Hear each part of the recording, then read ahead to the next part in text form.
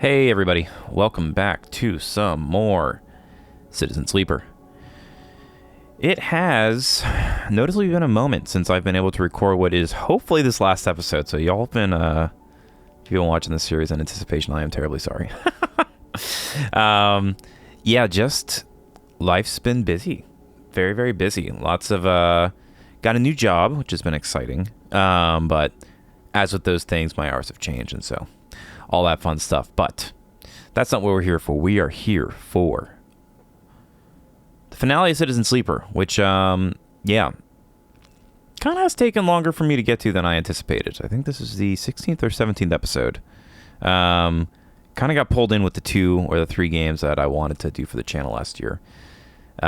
With their How Long to Beat hour ratings not being entirely accurate, if I'm being quite honest, but also they probably don't expect you to be recording and reading everything. So, last time we got through what was, something we probably should have been doing way earlier in the game, which is the Sidereal Horizon, which was the ship that was being built over here that we can actually escape on. And so we stole a whole bunch of data, and our friend Castor, the data broker, for it's a nice way to put it properly, wants to track us as we go throughout space. So now we are just in a hurry up and wait pattern before we go off to the final DLC, which we do need to do. And one thing I did look up, and I just remembering this now, was they do intentionally take away your ability to get stabilizer. You do have to kind of get it through this method here, synthesizing it. So if you don't do that, I think you might just lose, or you have to finish the game quicker. But yes, so we are going to, we don't really have much to do here because we're just waiting for this stuff to finish. So we are going to just get, we're just going to make sure that we can make stabilizer if we need it. And then just kind of hot go through this. So right now we're just waiting for these things to germinate. We'll re-roll these. Incredible. Well, not much to do there. Money doesn't do anything for us right now. Honestly, the only thing that is helpful is anything that gives us energy. As with and if there was something that gave us condition, it would actually be kind of crazy. Or scrap. Because we can repair our condition with scrap. But at the same time, I am worried that this last mission is going to take a ton of scrap or something like that. Yeah, let's see. Can we still scavenge the wastes? The cordon. See, that's our final thing. Do we have 5 data? We do. Okay. Let's see. I don't think I feel like we can't scavenge. Maybe we can still scavenge the waste, but it's dangerous. We can, but we're not going to do that. So yeah, I guess we'll just gather some scrap, and make sure that we're ready for this and generate some energy. We're going to try and do this fairly quick because the Sidereal Horizon is truly not our end goal. Our end goal is to finish the final DLC. And I'm hoping to do it this episode that we finish this up. So let's hop skip to it.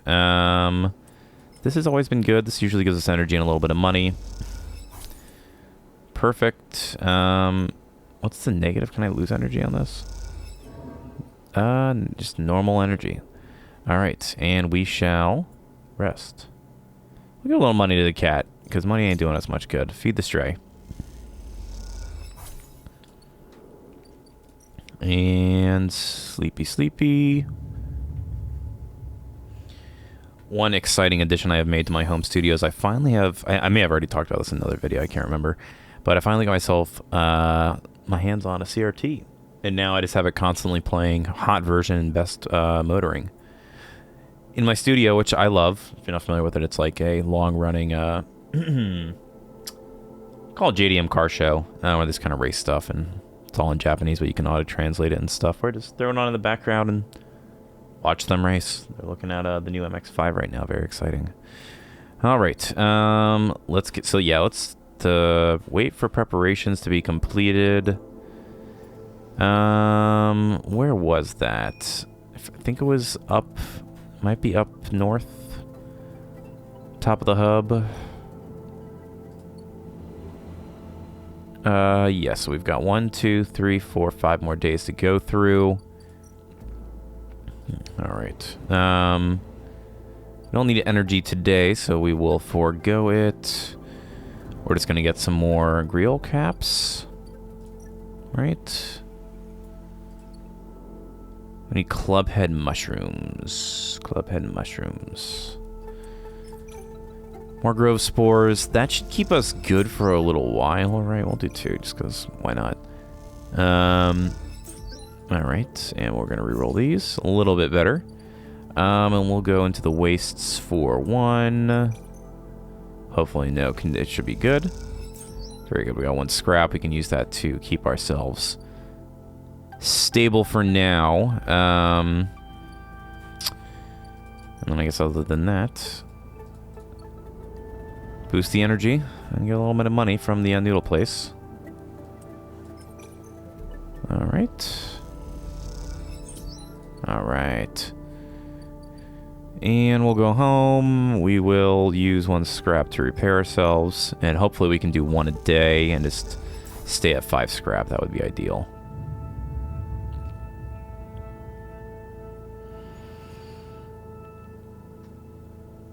Alright, I think, yeah, with, okay, 3 6s. Yeah, let's just go and get 3 scrap from the waste with that.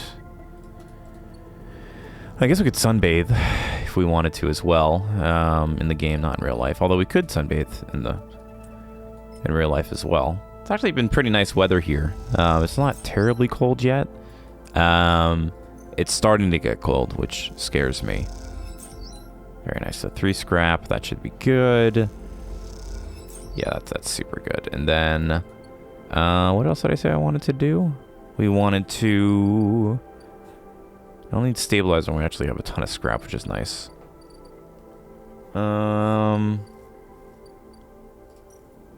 Reroll. We'll get another couple of grove spores. Actually, I think we said we would sunbathe, which we don't need to do either, so we are going to just get another scrap. 4 scrap. If I would have known I could have done this earlier, we would have not have failed that mission, although it was intentional. They definitely meant for us to fail. Set up to fail. Alright. Scrap. Self-repair. Can you get more than 9? I guess you can. We live to see another day, and we rest. Just gonna try and cruise this so we get onto the meaty DLC finale. Alright. And we'll leave.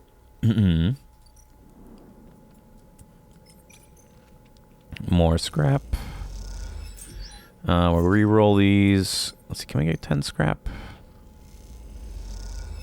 Yes, we can. Okay, and let's get another scrap. Very good. And then we'll go do our noodle thing.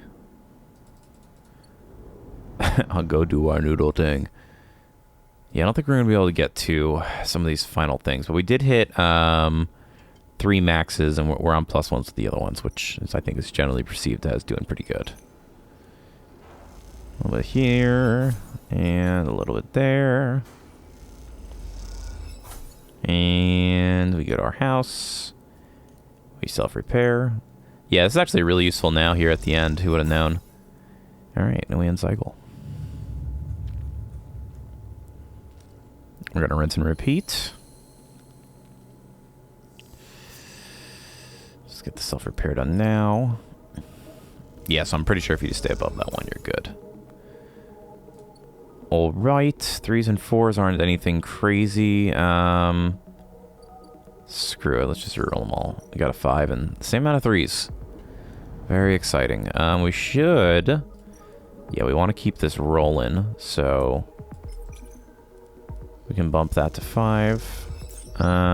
2 random rare mushrooms. We need club heads. 1 club head.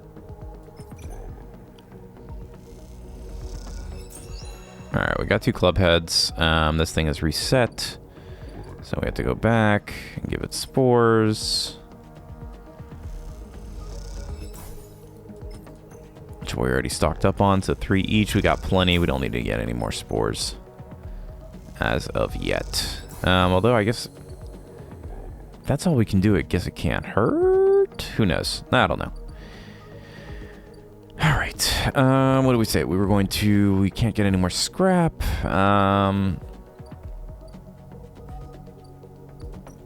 Let's head back over and get some energy, I guess. Let's check on this real quick. 2 more. Just 2 more days. All right. We shall go here. Needle manufacturer.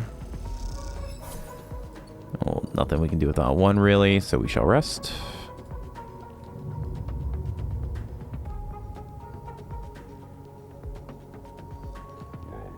All right.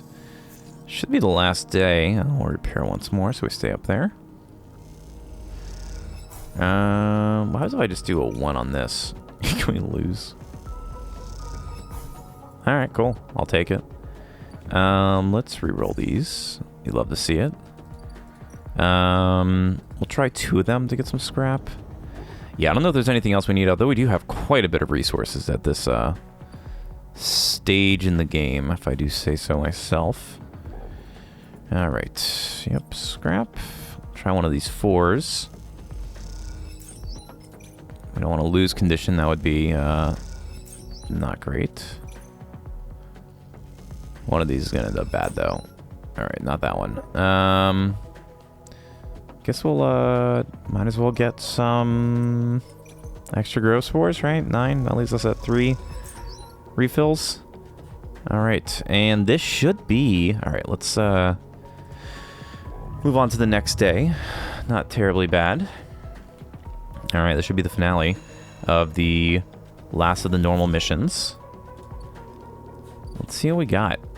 Let us see what we got. Cross the rim. Go up the ascender car. Alright, Lemon Mina. Ooh, new art. There's a crowd, but you spot Lemon Mina immediately as you enter the dock. They are waiting at the cordon, where Cella security are checking the crew in to board the ship.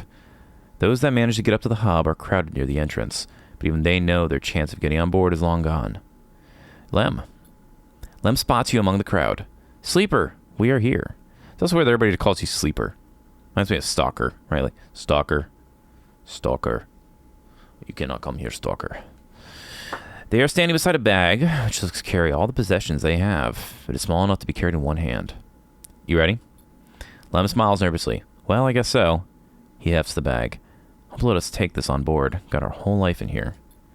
You hand over the Celis ID film to Lem, keeping your own. He turns it back and forth in the light. Where did your friend even get this picture, Sleeper? Looks like my old Conway ID.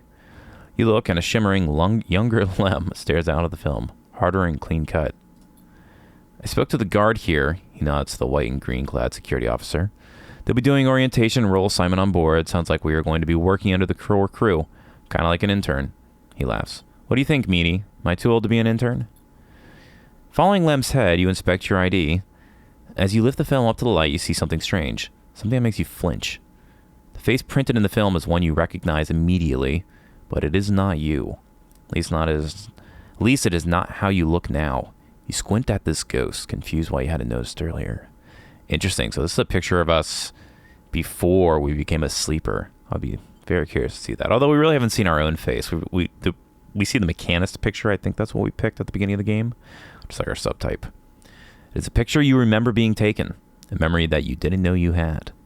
You remember signing the forms, the walk to the sleeper tanks, the cold metal floor. You remember the SNARP employee who helped you in, her smile clean and surgical. You freeze in place, thinking of the you that still sleeps somewhere in an SNARP facility. That won't wake until you are recovered and disposed of. And now you are leaving. Will they ever wake up? Sleeper. Lem interrupts your thoughts. These guys wanted to get on board. You stare at him without thinking, then notice the guard gesturing to you both to come forward. You all kick off and float over to them, steadying yourselves on the guardrail. You hang back, letting Lem present his ID film first. The guard slides it across a white machine, much like the one Castor printed them from. You reflexively rub the puncture mark on your hand, even though there is no trace of it now. It seems to be your destiny to be someone else's tool. That is very true. Lem and Mina are waved through, the guard smiling at her excited face. Lem turns back to you to check you are coming.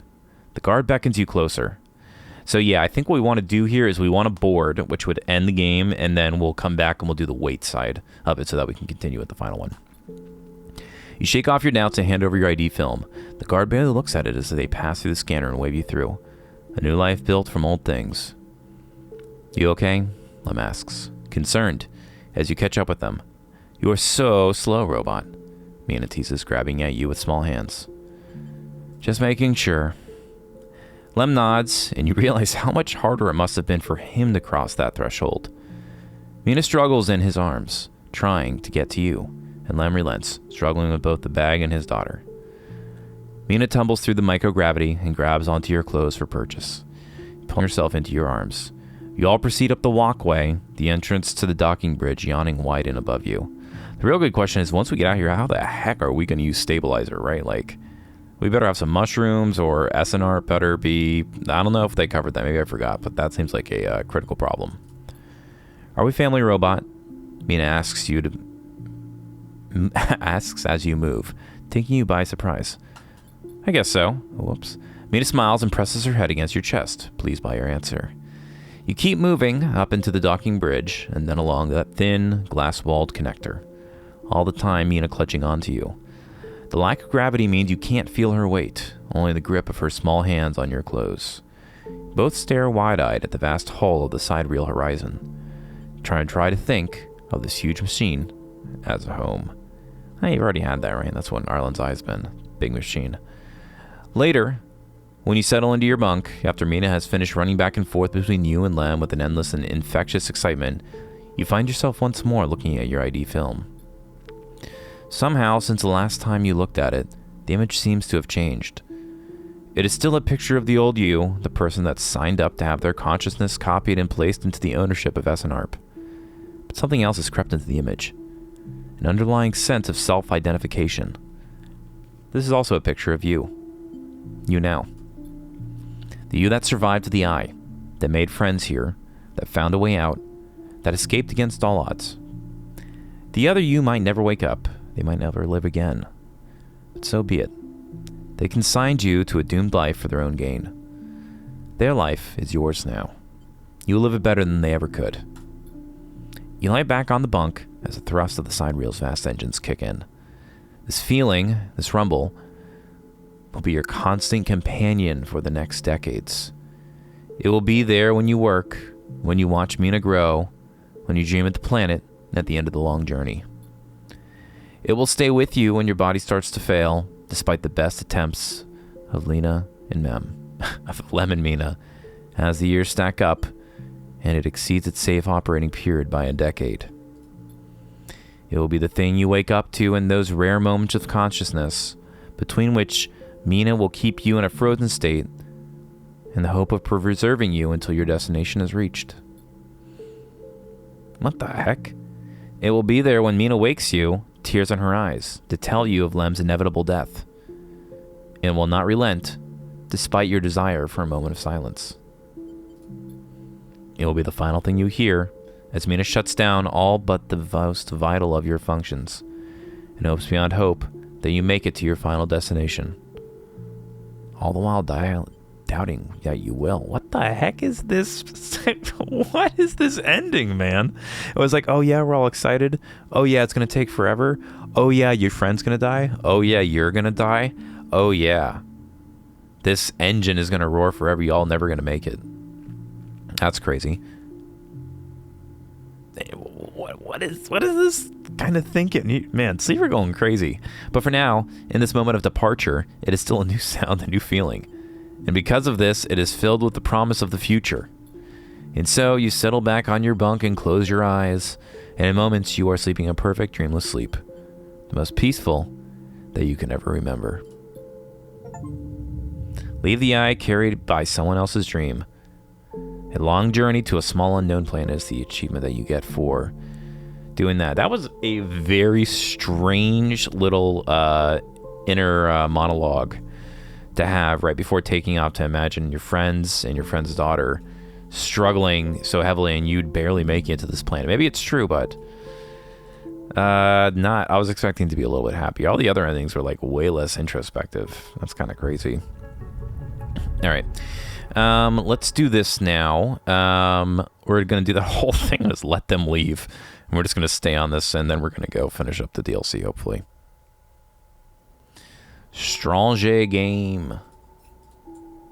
All right. Let's make our decision at the dock to stay here and let Lem and Mina go off on their own. Really playing to all parties on this one. All right. Wait. Hi, Mina. Hi, robot.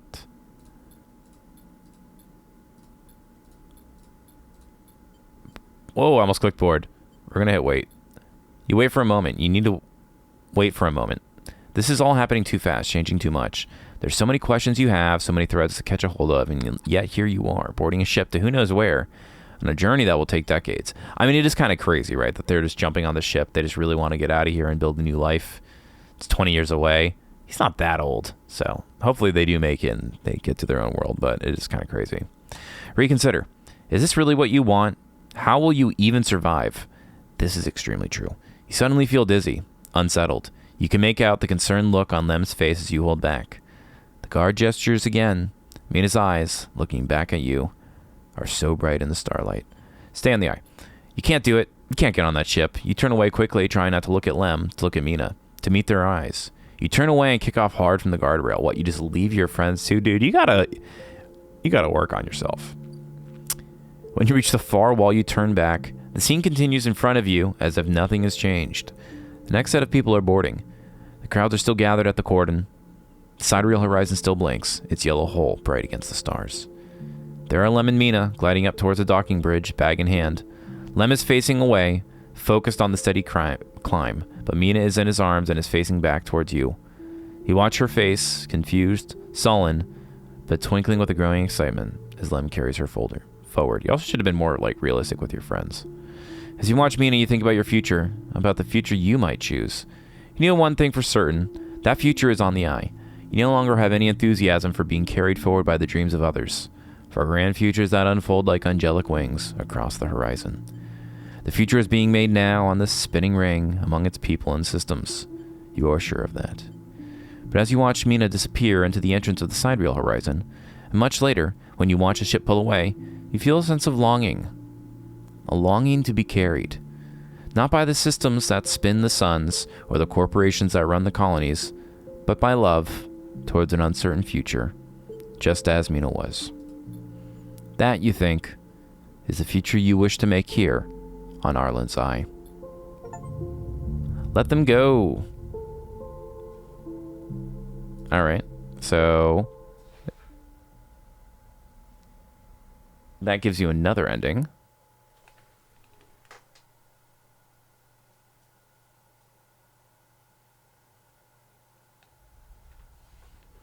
And what? Oh, flips us around. A strange choice. Castor stands beside you at the rail, watching the pinpricks of light disappear from the sidereal horizon's drives disappear. Well, yeah, dude, I'm trying to play a game here. I'm trying to get all the endings. But perhaps not unexpected. You turn to look, and Castor is beaming at you with an unsettling warmth. What do you want? Castor rolls his eyes. Please, Sleeper, we know each other by now. I only wish for you to exercise that strong drive of yours. If it happens to align with my own, then that is pleasing to me, but if it does not, I cannot punish you. What about Celis? Castor looks out to the stars. Indeed, that is a matter which worries me. Sounder Celis has taken a step back from the public eye. It seems some internal struggles are playing out within their pristine halls. Castor sighs. But I doubt core politics are of much concern to you. Castor moves down along the rail. The eye, though. That seems to be your primary concern. Am I right? I'll say I have unfinished business. He pats you on the back. Don't we all? It is the nature of life to leave things unfinished. Ain't that the truth? I have more projects than I can count, so many games still to play and things to learn. May your future cycles be as fruitful as my own. Castor turns away and starts to clunk in his mag boots. I'll be keeping an eye on you, if you don't mind, Sleeper. He waves as he walks. My curiosity remains piqued. Well, I mean, he did, still implant us with, that little thing that lets him keep track of us, right? Once he leaves, you stay a little longer at the rail watching the stars, imagining the look on Mina's face when she sees Celis 1 for the first time. Imagining the excitement when she first touches its soil, the joy when she first stands outside the rain laughing. Those images, though they will not happen for decades, will carry you through this cycle, and perhaps the next one too. Alright, so we stay here, and then we have a whole bunch of happy images and happy thoughts of them leaving, and then if we actually go with them, we imagine them all dying, and... Interesting writing. I'll leave it at that. Alright. Let's get the show on the road, y'all. It is time. No active drive. That's what you want to see. Look at all that. Look at all that progress. Look at all those things that we've done. Let's kick off the Purge. Once you send the data, episode Purge and the final series of events in the Eye will begin. After this point, you will not be able to return to complete other drives or find other endings. Make sure you are ready. We are ready. Let us do this. Peak's relay lies ready. This is it. The data is a ticking time bomb. Once it is sent, there is no going back. No going back. Peak's relay pings a confirmation. The data is sent, and all you can do is wait for the response. With the data sent, the only thing to do is wait. I'm very good at waiting. As you do, you imagine Helene receiving the data, perhaps in the middle of some Haven Age council meeting. You think of her trembling hands as she slips out of the room to read it. Her reaction you can't predict. You imagine Sol too, one of his crew finding him in some corner of the Pilgrim Seed, overseeing the modifications that will turn it into an ark. Those sharp eyes scanning the data, looking for a way to proceed. The wait draws out, and to pass time, you watch the activity beyond the edge of the eye.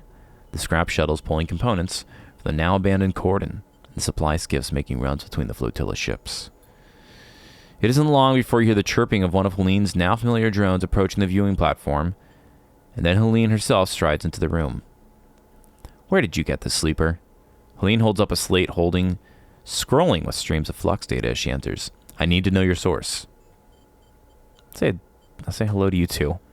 You didn't bring me here for a reunion, I assume. Helene smiles a thin smile. Then you'll forgive me for skipping the pleasantries. She pauses and pushes her hair back out of her face. This is a lot to take in. A shadow protocol inside the flux, the system's CAN channel starting up, a total collapse of the eye. She rubs her forehead. If I bring this to the council, they'll... She turns away. I don't know what they'll do. I'll say they believe you. She laughs. Do you know what has been happening within Haven Age, Sleeper? She looks away, out at the flotilla. Since the refugee ships started arriving, things have changed. It's chaos. No one can settle on a single issue. There is a division at every vote. But in the division, only one group prospers. The hardliners. Because as each counselor gets tired of the arguments, gets tired of compromise, they become more attracted to easy answers. It's extremely true. The flotilla is to blame. The refugees are opportunists. The Eye must be defended. She shakes her head. Now you're telling me they brought something to the Eye that will cause its collapse. They did not bring it. It doesn't matter, Sleeper. That is all the counselors were here. She closes her eyes, a hand to her temple. Many of them are already presume that the refugees are somehow to blame. Did someone say refugees? Sol clanks into the docking bay, grinning at the situation. That's interesting. I didn't realize he ever came out of the flotillas. Speak of the devil, and well, here I am. His suit hisses as he settles on his cane. Helene glances between the two of you, uncertain if she has been drawn into some elaborate plan. Sol holds out a hand to her. Sol. He nods. I believe we have spoken remotely while the cordon was still up. I sent both of you the data. Sol laughs. Well, thank you. He raises an eyebrow. Evidence of our mutual, inevitable destruction is not much of an olive branch, but I'll take it. I'm not Haven Age. Helene bursts out, then corrects herself. What I mean to say is no one person represents Haven Age. That's the idea. I did not support the cordon. I did not support your quarantine. Sol nods. Well then, Sol glances at you. Anyone mind if I get myself up to speed here? He pauses, but you get the feeling he isn't expecting an answer. 1. The flux events, the very same destabilizing waves that collapse the colonies of the moons of Ember, reach the station. He holds up a stubby finger. 2. According to the data Sleeper provided, these events are acting as cover for some kind of intrusive protocol which is causing the real damage. Second finger joins the first. 3. The Shadow Protocol will do the very same thing it did to Ember's Song, Step, and Hearth, and quickly. In short, it'll shut down everything keeping this place alive. A third finger pops up. 4. And this is my favorite. We have no idea who or what is doing this, and why. Sol's final finger joins the other 3. Is that about the total of it? There's also another flux event coming. Of course there is. Sol smiles thinly. Sounds... Helene pauses, searching for words. Intimidating. Helene turns to Sol. Did you manage to put up any kind of resistance on Ember's Hearth? Sol shakes his head. That's why we're here. The Pilgrim Seed was the biggest ship to make it out unscathed. He pauses. Suppose we didn't have this data. We didn't know what was eating up the systems.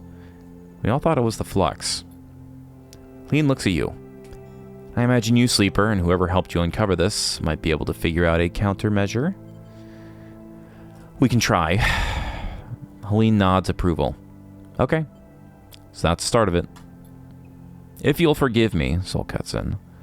Part of why I was able to save as many as I could on Ember's Hearth was that I gave up hope so early. Sol shifts his weight, his suit hissing. There were endless strategy meets, system reboots, tests and trials, but I got on working on the Pilgrim Seed, with getting people on board. So when the second and third and the rest of the flux events hit, we were ready to go. So I can offer you some advice, Miss Not Haven Age. It is to give up on that line of thought you have, that hope, and to start the evacuation now. Right this cycle. Sol looks out the observation decks towards the Pilgrim Seed. I've already started the process of converting the remaining volume of the Pilgrim Seed for human habitation.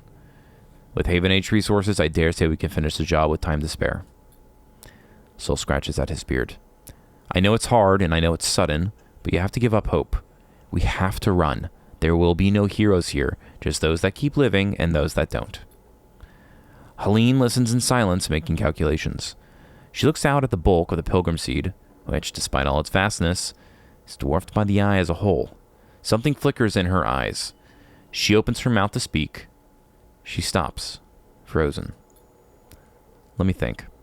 Helene rubs her temple. I need a moment. Helene paces, and as you watch her, you realize how young she is, and how lost she is in the systems and protocols she has to navigate. You can almost see the strings and ties that bind her, glinting like webs in the wide space of the observation platform. I'm going to say we purged Shadow Protocol. Helene stops pacing. But with what resources? The data you sent me, this thing is a shadow, uncontrollable, untraceable.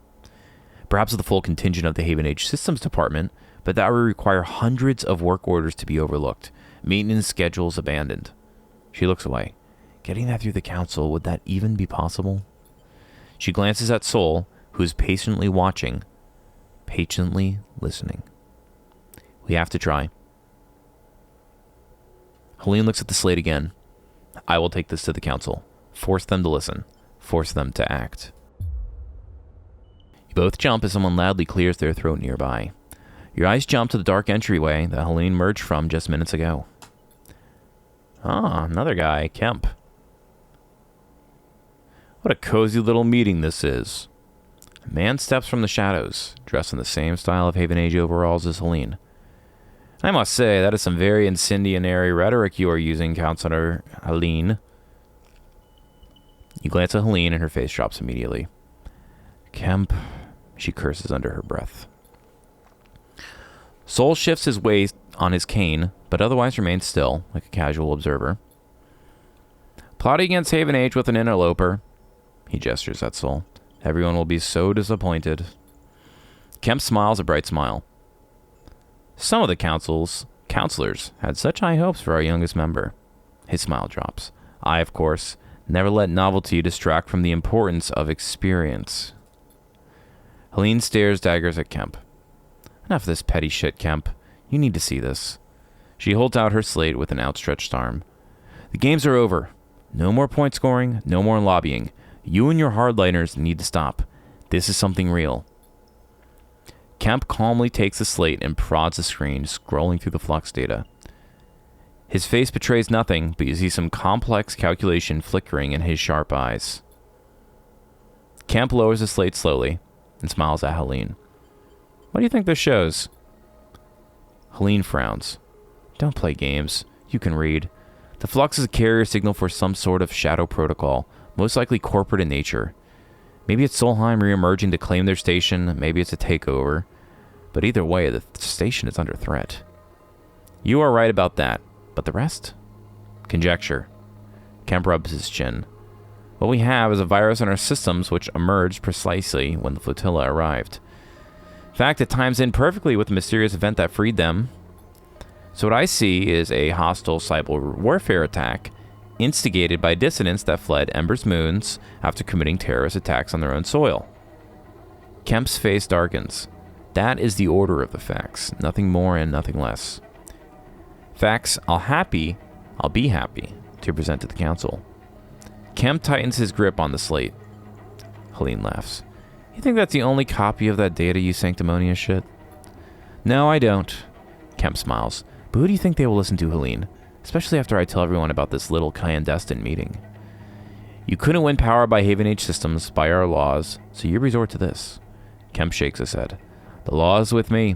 It is as simple as that. He gestures, and out of the shadows, 2 Haven Age security officers appear. This is getting crazy, man. This guy sucks. Now, no need for that. Sol suddenly speaks up. His silence had meant Kemp had stopped paying attention to him, but now you notice he has backup of his own. A group of his crew stand at the edges of the room. They are carrying long, boxy guns. You've never seen anything like them on the eye. Glossy XPR logos glint along their barrels. These are Esh's guns. Kemp freezes, and the officers hesitate, holding back in the doorway. Be careful there, outsider, he stutters. Kill me, and Haven Age will never forget. Sol waves a hand at him. No one is killing anyone, so let's calm down. Sol scratches his beard. But I am going to have to ask you to leave. Helene glances at him, and he gives her a gentle nod. And you'll leave your colleague here with me. He raises an eyebrow. We haven't finished our conversation. Kemp laughs and shakes his head. You are finished, Helene. The council will never allow you back after this. Then he turns and walks out of the observation deck, taking his officers with him. You all pause to catch your breath. Helene looks ready to collapse. Sol flexes inside his suit, nodding at his crew to check that Kemp has fully retreated. Sol wrenches part of his suit back into place, grimacing. Your friends leave a lot to be desired. He shoots a glance at Helene. Seems like support for the evacuation might be a hard ask. Helene doesn't respond. She stares out at the pilgrim seat once more, trying to process what's in front of her. She sighs and turns back to both of you. I won't call for an evacuation. She looks at Sol. Maybe that is a fatal mistake, but I can't do it. You have to. Helene ignores you. But, she pauses, I won't block it either. If people want to leave, Haven Age will let them. That is what I will propose to the council. She sighs. If they let me speak. You have to try. She nods at you and Sol and turns to leave. Sol is quiet. He scratches at his beard. Good luck, he offers to the departing Helene. But she does not respond. He leans on his cane. I'll be honest with you, Sleeper, none of this changes anything for me. The Pilgrim Seed will be going in a handful of cycles, whether Haven Age wants it or not. Can't abandon the eye. Sol raises an eyebrow. I seem to remember it was us being abandoned not so long ago. I'm not sure the reverse applies. Soul puts a hand on your shoulder. There's a berth for you, and for how any you can gather, and for any you can gather, Sleeper. That much I owe you. And Helene? I wouldn't hold out much hope of her coming around, Sleeper. She's too tied up in all this. It won't let her leave even if she wants to. He eyes you. Hell, I'd say the same thing about you, but you have a habit of proving me wrong. My crew will take me from here. Don't you worry. Soul straightens up. Oh, and thank you, Sleeper, for sending the data. I appreciate the extra info, and I'll see if it can help us shore up against the Pilgrim Seed, against any future Flux events. If we had you back on the Ember's hearth... He pauses, suddenly losing his appetite for discussing the past. He sighs. Of course, we are going to need the help we can get. If you can spare some time, come to the Pilgrim Seed, help me get it ready, and bring others. There's a future to be earned here, cycle by cycle. We will be leaving as soon as we are able. If you want to help us get there faster, well, you'd be welcome. He meets your eye. Soul grimaces. Well, he pauses. Just don't keep me waiting. And he limps off towards his waiting crew. You pause for a moment to let your thoughts catch up. Peak will want to hear all about this. They should be your first port of call. All right. The final drive. Evacuate the eye. All right. So we got our Peak, and we got the Pilgrim Seed. Let's close that. It's getting a little bit of prep, and I don't think there's anything else right we can do. We'll toggle tracking for it. Yeah, I doubt there's anything else to be done out yonder. Well, let's get started and see what Peak has to say. As you enter the climbing briar, you immediately have to jump aside as Esh, lugging a massive crate across the cargo bay, pushes past you, granting an apology as she does. So it reminds me of when we met. Esh sniffs and doesn't look back. As you turn back to the bay, Peak pushes past you. Past two. Wait, I cannot read. Sometimes I swear. Sorry, Sleeper. Just a second. Peak rushes to catch up with Esh. Put that down, please, Esh. But she doesn't respond to their urging. We can't leave, not yet. Peak puts a hand on her shoulder. Please, I'm the only one here who can. Cleat drops, the sound of its impact echoing throughout the bay like thunder. Can do what, Peak? Her eyes are burning with anger. Save this place? Are you still that naive? This poor woman is always so angry. We are running, Peak. We are running because this thing cannot be stopped. It couldn't be stopped at XPR, our home. Why would we stay to stop it here? Because we can, Esh. We can give these people a chance. Peak pleads with her. Like they gave the refugees a chance. Esh shakes her head. No, Peak, this is not on us. We barely made it out of XPR. I worked for years to escape, and now you want to throw it all away? I left everything behind. My mother, my friends, to take you out of that place. She clenches her jaw. She turns and slams her head onto the crate, breathing hard. We go. That's the end of it. Peak turns away. You feel unsure what to do, but you know now is not the time for outside arguments. This is between them. Peak crosses the bay back towards you. Sorry you had to see that, Sleeper. They sigh. Let's talk upstairs. Peak leads you to the entry ladder, taking you up and out of the bay and into the habitation level of the ship. You follow them through the tight corridors, noticing the handwritten notes, the clutter, the repairs, the signs of a home. Here, sit. Peak gestures to the broad mess table with its curved couches, and you slide in on one side. Peak sits opposite. They brush their hand out of their eyes and take a deep breath. So, how did it go? What did they say? I'm waiting all cycle. I'll tell them about Helene. Peak listens nervously as you explain how Helene said she will support your efforts to find a countermeasure for the Shadow Protocol. Okay. Peak looks pleased. That sounds good, much better than I was hoping. What about the Council? Are they behind that? Or will she operate alone? Tell them about Kemp. Peak looks increasingly troubled as you tell them about the hardline counselor Kemp's sudden appearance. Damn. then Helene's going to have problems of her own to deal with. Peak shakes their head. Looks like we won't be able to count on anything from Haven Age. They pause. What stopped Kemp from arresting her? Tell him about the guns. Peak rolls their eyes. Of course, those are the guns Ash managed to smuggle through the refugees. What she didn't tell us about. Peak sighs. Another thing that's on us. What's on us? Ash is standing quietly in the doorway listening. You don't know how long she has been there for. Peak looks up at her with tired eyes. Sleeper found the weapons you smuggled from XPR. Ash freezes. She glances between you and Peak, as if this might be some elaborate joke. The flotilla used them? Ash moves out of the doorway and enters the room. What happened? Peak interrupts. Be thankful that they didn't. They used them as a threat, that is all. Good. Ash folds her arms. You get the feeling that she knows Peak will not approve. Peak goes to speak and then decides not to take the bait. They glance at you. I'm sure you heard enough of us arguing the cycle, Sleeper. Peak shoots a look at Ash. But our introduction of those weapons into the equation are not just another reason why we cannot simply run away. Ash looks away but says nothing. She surely knows they cannot absolve themselves of the responsibility here, so what is motivating her? You realize that she still might be trying to protect Peak, even from themselves. Suddenly a shrill beeping fills the room, and Peak pulls out their slate to silence it. But as they do, they freeze, their finger hovering above the screen, the beeping continuing its insistent pulse. What? Peak doesn't seem to hear you. They blink with glazed eyes at the slate. They let out a long exhale and tap the screen. The bleeping shuts off, leaving a ringing silence behind.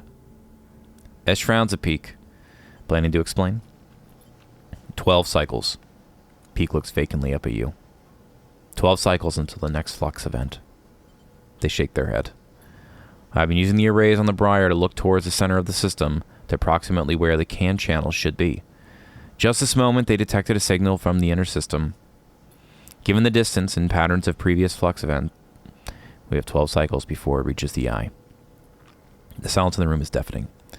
12 cycles. 12 cycles. That's it. Before a second wave hits and this place... Peak interrupts your thoughts. We start now. That's the end of it. Peak stands up to face Ash. You want to take the Briar and run, Ash? That's on you, but I won't do it. They take a deep breath. I'll be here, Sleeper, for every cycle it takes, trying to find a solution. I'll need your help. Their eyes meet yours and you see a wild desperation flickering there. We will find something. The sooner we have a plan, the better. If it takes us 12 cycles to fix this thing, it'll be too late. Peak's eyes flash with determination. They reach for a slate and pass it to you, so we can keep in touch. You pocket the thin, handheld terminal. And Ash, Peak starts, but she is gone, storming down the corridors of the ship on a path to who knows where. You know from experience that it is impossible to outrun your fears, but you get a sense that Ash will try anyways. Peak rubs their red eyes, staring after Ash.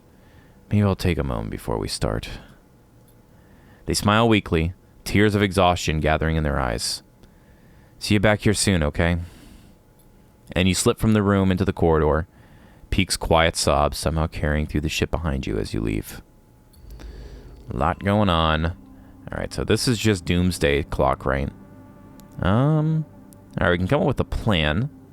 Terminal Flux, it's a great name. And then we can also get these two things. So we just need good rolls. And we're starting with 3 5s. It's pretty sick. What is the shorter drive? Berth refitting, endure. Building berths into the bulkhead of the Pilgrim Street is a huge job, and Sol needs every able-bodied engineer to help, and the evacuees will need many supplies for their trip to the Starward Belt, and they only have to be hauled aboard in a few cycles. Okay, so we got some there. The plan looks a little bit quicker. District plan and only some energy. Let's start there. I think we actually can get through all of it with just these 3 5s.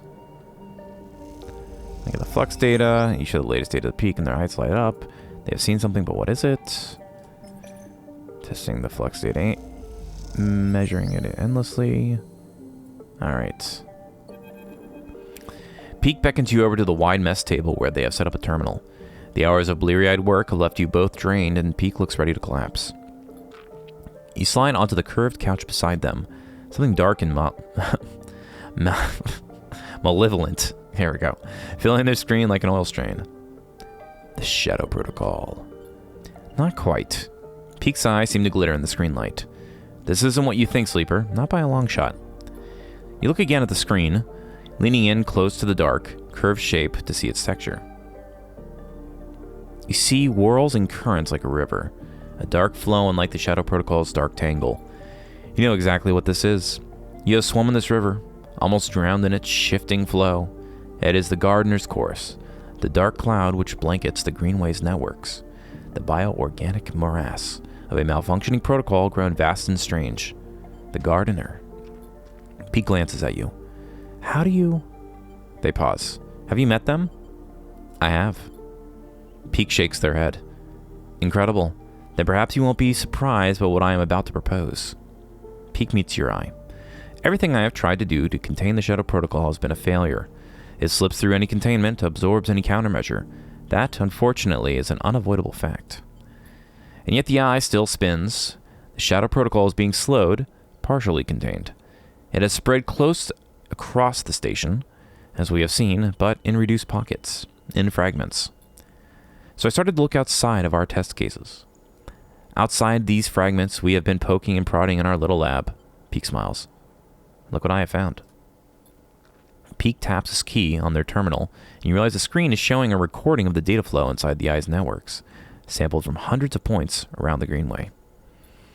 You watch as a subtle shift occurs at the edge of the flowing dark curve that blankets the Greenway. Something spreading like an ink stain. Somehow darker than black, it bleeds across. The Shadow Protocol. Now watch. Peak eagerly points at the screen. You see something strange, a fizzing at the edge of the shadow, a sparking, and then it's gone. And beneath, for a moment, a millisecond, you see the networks of the Greenway. You are reminded of an image you had forgotten, of pulling a plant from its pod and seeing a bone-white root ball where you expected to see dark soil. The white connections writhe like worms, and then it is gone, the dark flow closing up as quickly as it opened. What did I just see? Hope, Peak sighs, wrapped up in something terrible. You think back to your meeting with the Gardener, to that sense of something old in world, and human to its core. Peak excitedly starts to explain. This is the only chance we have, the only countermeasure we have seen. In the moment it opened, I detected something, a centralized intelligence with the local ID Gardener. This protocol, this system, whatever it is, can protect its network from the Shadow Protocol. But if it stays in the Greenway, the eye will still fall. The station systems are too exposed, too spread across the hub, the shipyards, the spokes. Pete glances away. The only way to break it open, to spread entities, network access, expand it somehow. So they're trying to break, okay. You want to let the Gardener out. Peak stands up and walks away a little. They lean against the countertop, their head hanging so low that their long hair touches the work surface. You hear them breathing deeply. I don't know, Sleeper. They lift their head. I really don't know. It's a chance. Maybe. They shake their head. You know as well as Peak that this is it. You know it because over the last past cycles you have run every simulation, every possibility you could think of and still come up with nothing. You have stared a hole into your screen and dreamt of that black shadow creeping in at the edges of your vision. Peak recognizes that look in your eyes, the potent cocktail of resignation and anger. Let's say we do this, Peak begins, eyeing you carefully. What do we need? They begin to answer their own question, thinking out loud. I suppose we need to two things. Find a way to limit or control the Gardener's spread, and then reconnect the Greenway. Peak starts pacing, the idea is coming quickly now. Controlling the spread means preparing the station, limit the Gardening's network to the key systems. We don't want it taking everything, we just need to protect the station's core functionality. Then we need to reconnect it to the Greenway, hook it back up to the main line of the network. Those systems we prepared, they should connect, and Gardener will spread along the paths we prepared. At least that's my theory, Pete grimaces. But if we don't prepare correctly, the Gardener might not spread. Or it might spread out to everything. Pete closes their eyes. And after that, things might get worse. It can't be worse than a total collapse. Don't say it, Sleeper. Peak sits back at the terminal and brings up a map of the eye. Rotational control at the hub, life support at the free spoke, power routing at the Haven Age shipyards. They step at the map with each one, marking them in red. Then there's the central core, as I understand it, is somewhere on the rim. I'd need to find it. They push their hair out of their face. We'd seed the gardener all these places. Peak pauses. But how are we going to do that? Transplant the Greenway. Peak smiles. Of course. The gardener needs plants to care for. That is what their protocol dictates. They must have been part of the farming management systems of the Eyes, back when Solheim built it. We seed Greenway plants into those systems, and the gardener will seek them out. Protect them. Peak stares at the map of the eye. It's a wild idea, but it could work. But... They pause. We'll need a way into those systems. Haven Age have most of them locked down for safety purposes. We can't just walk in. I know a guy. Someone in the Haven Age systems team? Peak raises an eyebrow. You nod.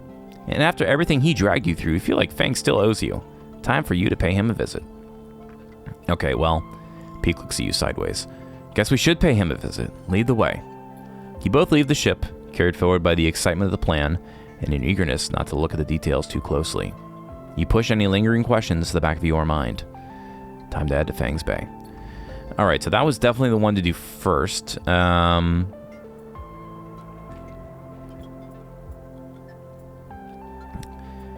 Feels like doing this is not in the interest of the... I don't know. It feels like this is like resigning, so we'll do one of them. And we'll re-roll, we'll get a 4. Okay. Interesting. As you stop to rest in one of the Pilgrim Seed's cavernous bays, hopping up to sit on a supply crate, you hear a now familiar voice behind you. Sleeper, glad you are here. Soul Suit hisses as he clanks up towards you. I knew you'd help us out. We sure do appreciate everything you do for us. No worries. I do mean it, Sleeper. He looks away down to the bay, to where sparks jump from welding torches. It's a grim job to be doing without a few friends around. Soul settles behind you, flinching a little, but making himself comfortable on the crate. Seems the word got out this way or that. He nods towards the welders a little way off, one of them wearing shipyard overalls. We've had a few people flowing in from the eye looking for a place. In truth, it's more than I thought. Soul sighs, which means more mouths to feed, more bodies to house, more people to protect. It's good, right? Good for those that can get a place, maybe. Soul frowns, but none of this is good for anyone. We are supposed to stay here, not keep running. Soul waves away the thought. Don't listen to me. He gives you a sideways glance. Just a tired old man. He stretches. I have something to ask, though. I'm already helping. He pats you on the shoulder, and we are thankful for that, but you can do more than just weld and shift boxes. With all these evacuees, well, we need a change in plan. He shrugs. Pilgrim Seed can't do it alone. We need the others to help out. We can carry them, house them, but that's all. Now, you settle down the folks from Ember Step and they send the supplies grown in those dust houses of theirs. If we could get more...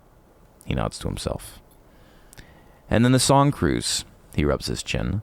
What we need from them is scouting and security. We don't need that docking access of theirs, but with some careful scavenging, they could be our fleet. These folks, they know you, Sleeper. You earned their trust already. He put a hand on your shoulder. I sent my requests out, and they seem to be complying, but I need you out there making sure the work gets done. Time is our greatest enemy now. Soul stares into the distance. I need you out there speeding things up. Of course. Soul nods. All right, then. He climbs off the crate, his suit hissing as he does. Think of it this way. Either you won't have to deal with me much longer. Either way, you won't have to deal with me much longer. He smiles his uneven smile. Unless, of course, you were planning to come along for the trip. Say I'm considering it. Soul nods. Lots to think about. He winks. Just don't let it get in your way. Soul waves a hand and starts off towards the bay's entrance. The crackling sound of the welding quickly covering up his clanking suit. You watch the workers, the shipyard contractor chatting among them, already looking like he belongs. You push the thoughts of escape, of home, and of the future to the back of your mind and get up. There's always more to do. You better head over to the other ships in the flotilla to see what can be done. All right, so we have evacuate and protect the eye.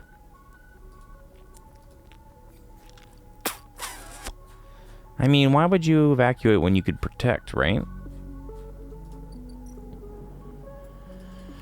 Ain't much good places to go if we can't find somewhere that's safe from the flux. Alright, now here's the question is, where is Fang's lab? Oh, it's right here. Fang's bay. Find Fang. Fang isn't in the bay, and no one knows where the office upstairs seems, and no one knows where he is. Your lone clue is an outside lunch note. Difficult man. Fang is never where he says he is, and he'll always be late. While this is no surprise, now is not the moment for wasting time. Alright, we'll give him a little search. A difficult man. And we are going to go to our home. We are going to use one scrap. We got the final clock cycle bearing us down. What are the active scenes? So, where are the other active scenes?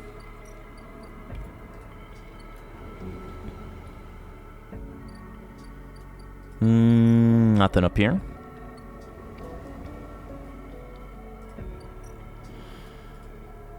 Probably have to go to the other ships.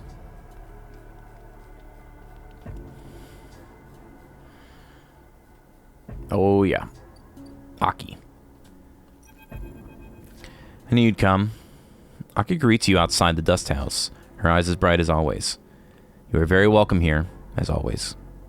Good to see you, Aki. Aki smiles. And you, Sleeper. Aki puts a hand on your arm. Walk with me. And she guides you past the dust houses. You look inside and see other members of the crew working in the orange dust, planting and tending to the steppe ecosystem. We are to be the suppliers of the evacuees, I am sure you have heard. We will put the dust houses to use. She leads you past the dust house. The dust is less. The orange glow, not as bright. The air a little more clean. We are adapting slowly, but we are adapting. We have to produce food, clothes, necessary things for the journey ahead. She smiles. The plants of steppe are once again sustaining a population, and that makes me proud. Aki stops at a half-empty dust house, scoured of its sand. It is being filled with mulch. We brought this from the Greenway. She stares at the green and brown. A strange sight, even to you, now that you are used to the amber dust of steppe. I admit it is hard for us to work. Wait, I admit it is hard work for us. There we go. We are not familiar with these plants. Can you help us? Aki meets your eye. I'll do my best. Thank you. She nods solemnly. I know that the eye is suffering, that it is at risk. I know what that is like. Thank you. I wish I had a lesson to share with you from our loss on steppe. She shakes her head. But for the moment, I cannot see what that might be. She gathers herself. If it gives you meaning, you work here. The work here is steady and worthwhile. But if you do not have the time, she smiles a weak smile. I will not blame you. Hold on to your memories, but not too tightly. She pauses. Sadness will not sustain you. She falls silent, and you both watch the work in the dust house for a while. You can already see a greening fringe of moss on the mulch in the dust house, the first signs of new life. Will you soon be like the people of steppe leaving behind a home, or you'll be stubborn and hold your ground, despite what it might mean? You wait a little longer with Aki, the moment a welcome suspension in time. A rare moment in the rush towards an end. You glance at Aki and she puts a hand on your shoulder in solidarity. After a short while, Aki sighs. It is good to see you, Sleeper. Perhaps we will see each other again before we depart. She walks away, fingertips brushing against the glass of the dust house windows. Aki turns back for a moment, as if she wants to say something, then thinks better of it, and turns away. Alright, so we can help them. Man, everybody has stuff to do. Alright, the docking access is in chaos when you arrive. The staccato burst of welding torches, the shouts of crews gathering, the rapid flow of supplies and kit from dock to dock. You can tell already that the news of the flotilla's imminent departure has reached this place before you. There he is, Peter. Come to join the Exodus, Sleeper. Peter approaches you from one of the working crews, a smile on his face and a lightness in his step you haven't seen before. You enjoying this? Peter shrugs. Retrofitting our ship, building systems, improvising solutions. That's what half of us lives for. Are you really surprised? Aren't you afraid? You forget that every person here has fled their home once before. We wake up afraid. At least now we have something to be getting on with. Peter eyes you. I suppose you are here on Sol's orders again. He winks at you. Nothing Ember's Hearth likes to do more than ordering people around. I'm here by choice. Fair enough. Just your timing seems to always be a cycle or two after we get some requests from the Hearth ship. He shrugs in an exaggerated shrug. Must be a coincidence.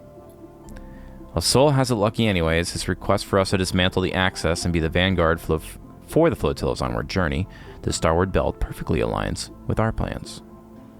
What plans? To leave this damn place, of course. We've been prepping ever since the cordon collapsed. If we can build our escape and make the Hearth ships think we are complying with the orders at the same time, then it's a 2-in-1 for us. Peter shakes his head. Those idiots will never see them coming. You're leaving the flotilla? We are our own flotilla, Sleeper. Peter looks away at the busy Axis. We aren't going to tie ourselves to heart and step any longer. Why should we? To help them. Peter scoffs. They are taking on evacuees from the eyes. That's what I've heard. So how about they help themselves before they ask us to make up for their bad decisions? Peter looks down. Look, nothing against you or yours, Sleeper, but we have to get out from under the shadow of Steppenhearth. And this is the time. Peter grimaces. We won't let the flux catch us again. Not a chance. And for the first time, you see fear in his eyes. Want to help us make that leap? Grab a torch. Talk to a crew. You're welcome to it. Peter sniffs. Every person here is free to prove themselves. I'll help when I can. Peter nods. Just a stop on the road, Sleeper. I'm afraid that's all this was. Peter glances out past the docking axis, through the outer windows into the stars beyond. A lot of space out there for those willing to take it. He looks you in the eye. I hope you'll be around before we go. But if not, he smiles. Stay strong. And with that, Peter thumps you on the shoulder and head back to his crew with a purpose, a direction visible in every step of his rapid stride. Alright, so we can also help these bozos who seem to hate us. That's a lot to do. I think we have good enough roles to accomplish what we need. Let's end the cycle.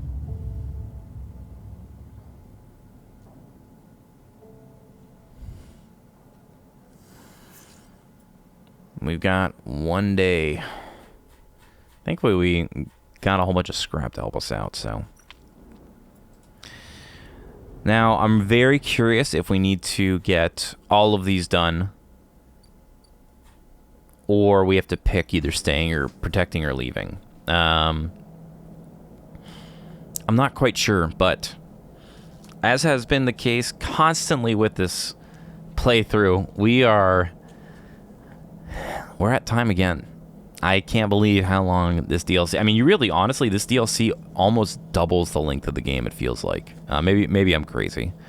But we have been working through this for like a couple of months now. It's crazy. I mean, I'm not posting them every day, but you get what I'm saying. So, I think we started this episode thinking this was going to be the final one, but it is not. We're going to have one more. We have to have one more. I mean, I say that maybe there will be one more, but there's nothing left. We are getting ready to blow this all to smithereens and kick it to hightail. So, with that, as always, thank you for watching, commenting, subscribing, liking, interacting with the video. All that good stuff helps the algorithm a great deal, and I appreciate it as well. This has been SpockPlays, playing a little bit of Citizen Sleeper. As always, thank you for watching, guys. I will see you next time.